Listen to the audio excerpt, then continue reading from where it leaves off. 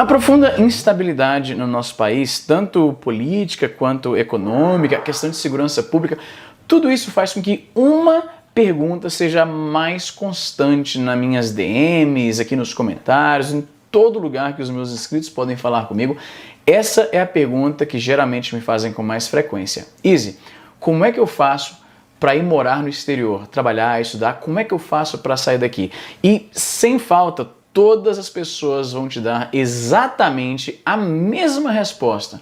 A primeira coisa que você precisa é falar inglês. Tanto para morar fora, trabalhar, simplesmente para fazer o processo de você ir para fora, isso vai requerer inglês. E talvez um dos melhores serviços que pode te ajudar com isso é um patrocinador de longa data aqui no canal, o Cambly. Para quem não conhece, o Cambly é um serviço de tutores online em inglês. Você pode acessar no seu celular, no seu tablet, no computador, onde você quiser, em qualquer horário que você quiser. Só no Cambly as aulas são 100% particulares. Em vez de estar disputando a atenção do instrutor numa sala de aula com outras pessoas, é só você e o tutor. E são falantes nativos do inglês. Só o Cambly é totalmente on demand. Como eu mencionei, você pode acessar no seu celular, no tablet, no computador, 24 horas por dia, onde quer que você esteja. E só no Cambly as aulas ficam disponíveis para o aluno depois. Então você pode reassistir se tem alguma coisa que você não ouviu muito bem. E até mesmo uma coisa que eu acho interessante, você pode assistir as primeiras aulas que você teve para ir vendo qual foi o seu progresso no aprendizado da língua através do serviço. Isso é muito bacana. Além dos tutores, o Cambly também tem uma área preparatória para exames de inglês como o IELTS ou TOEFL, que são requeridos em várias, se não todas, instituições de ensino ao redor do mundo. E a Black Friday com os caras já começou. Os planos anuais do Cambly e Cambly Kids estão com 50% de desconto, mano. Não precisa esperar até o final do mês e quem se inscrever até o dia 8 ganha inteiramente grátis um curso de accent reduction, ou seja, redução do sotaque. Entre os aprendizes brasileiros, isso é uma ansiedade que eu percebo muito. O pessoal me pergunta direto também, Izzy, como é que eu faço para reduzir o sotaque e tal? Os caras oferecem até isso de graça se você se inscrever até o dia 8 de novembro. Então corre lá, os links estão na descrição, prestigia os caras estão aqui apoiando o meu trabalho há muito tempo. Vai lá na descrição, clica lá e se inscreve. Como eu mencionei mais cedo, um dos desafios para brasileiros que querem estudar ou trabalhar fora são esses exames como o IELTS ou o TOEFL, que são requeridos para que você prove para o seu empregador ou para a instituição de ensino onde você quer se matricular, fazer um curso, você prove para eles que você fala inglês. Eu fiz um exame desses quando eu fiz college aqui no Canadá muitos anos atrás, o TOEFL. No caso, o IELTS hoje em dia é mais aceito e é praticamente o padrão, é o que todo mundo quer fazer. Para falar um pouquinho sobre esse exame, para você ter uma ideia do que você pode esperar caso você... De repente você está já se preparando para esse exame. De repente, IELTS, você, tipo, os últimos, sei lá, 2 meses, tudo que você ouve é o IELTS porque você está se preparando para fazer esse exame. Por isso, eu decidi chamar um tutor aqui do Cambly que se especializa em ajudar alunos a estudar para esse teste, para falar um pouquinho sobre ele, para que você tenha uma ideia do que esperar. Vamos dar uma olhada. So Dan, what can you tell me about the test? It's pronounced IELTS, right? Because that's something I didn't even know. Yeah, that's right. It's pronounced IELTS, yeah. So what can you tell me about the exam itself? So it lasts for about 15 minutes and it's divided into 3 parts. The first part is like an interview, so the examiner will introduce themselves to you and ask you some simple questions about everyday topics. Then in part 2, you are given a cue card where you have to respond to a written question. In part 3, you are asked to have a conversation with the examiner, and the examiner will ask you more open-ended questions. These require you to give answers in a bit more depth, and you'll be asked about topics that are broadly related to the scenario you were given in part 2.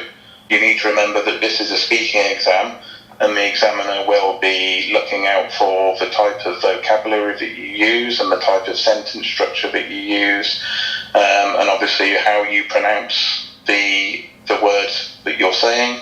And they'll also be looking out for how well you speak, so they'll be looking at your fluency and coherence. So they'll be assessing you against all 4 areas that they have. What do the grades go from? Like, what's the range of the grades? Yeah, so they're called bands in IELTS, so it starts from 0, which basically means you can't understand a single word, and then they go all the way up to 9, which is pretty close to native speaker level. So it goes up to 9. It doesn't have a 10? No, the maximum band is 9. So you said that the test takes about 15 minutes? About 15 minutes, yeah, approximately. Okay, that's a little quicker than I expected even. And obviously the talking portion is probably the most challenging for people who speak English as a second language. What would you say are the mistakes that people typically make, especially in your experience as a tutor with Cambly? What are the ones that you notice when you're talking to a student? It all depends on the level of the student, but I think the biggest mistake which students make is not extending their answers enough.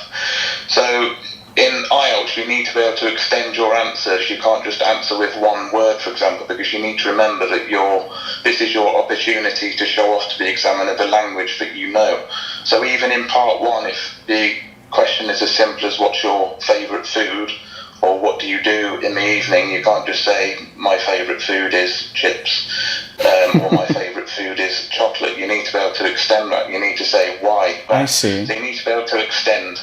I guess that gives them a little bit to work on when they go to grade your grasp of the language, right? Exactly, yeah, exactly. So if you don't say very much, then they're not going to be able to, not really going to be able to grade you sufficiently. They might also infer from that you don't have the vocabulary to be able to answer the questions. That's a very good point. And now another question I have, you're going to be talking to somebody and they're going to be basically grading your domain, your grasp of the English language. And I imagine a lot of students get very nervous because a lot is riding on this result. If they're planning on immigrating or studying abroad, I imagine that depending on what you want to do, the passing grade is different, but everybody wants to get a decent score in this, right? So what do you tell to your students who, and you must have noticed this, I imagine, that they seem a little hesitant because they're maybe shy about their level of English comprehension? What do you tell them that could be helpful in order to prepare for an exam like this? They need to practice as much as possible, because the more you practice, the better you will get, and you need to develop strategies as well that will help you, and that is especially important for part 2. Where you have to almost tell a story to the examiner, so it can be very hard to think of ideas to talk about, especially if the question is asking you to talk about something that maybe has never actually happened to you in your life. So if you have a strategy in place that allows you to extend and use examples, especially as you've only got 1 minute to be able to think about that before you have to start talking. E é isso, turma. Eu espero que o vídeo tenha servido para tirar algumas de suas dúvidas. Como eu falei no começo, o Cambly está com promoção de 50% de desconto para Black Friday. O link está aqui na descrição. Prestigie o trampo dos caras. Eu vou ficando por aqui e até a próxima.